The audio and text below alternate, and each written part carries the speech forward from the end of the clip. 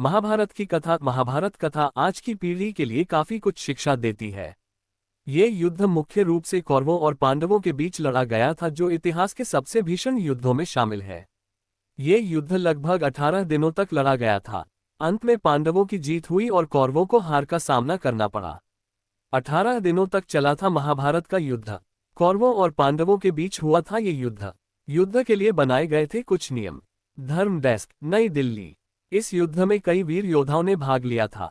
वहीं भगवान कृष्ण भी इस युद्ध के साक्षी रहे और उन्होंने धनुर्धर अर्जुन के सारथी की भूमिका निभाई। युद्ध से पहले दुर्योधन और युधिष्ठिर के बीच कुछ नियम तय हुए थे, जिनके आधार पर युद्ध लड़ा जाना था।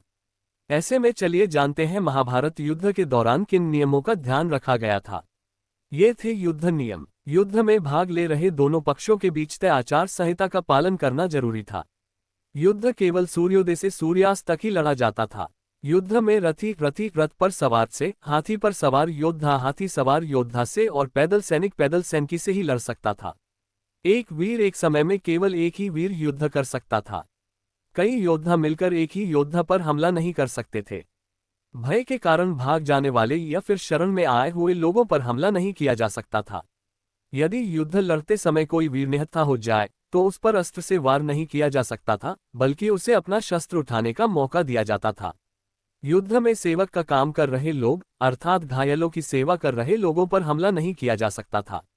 सूर्यास्त के बाद युद्ध की समाप्ति के बाद दोनों दल एक दूसरे से छल कपट नहीं कर सकते थे।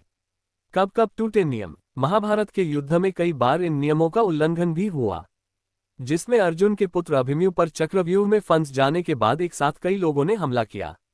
उस समय वह निहत्था हो गया था। एक बार नियमों का उल्लंघन तब भी हुआ जब कर्ण अपने रथ का पहिया फंस जाने के कारण उसे रथ से उतरकर निकालने का प्रयास करता है, लेकिन इसी दौरान अर्जुन निहत्थे कर्ण पर बाण चला देता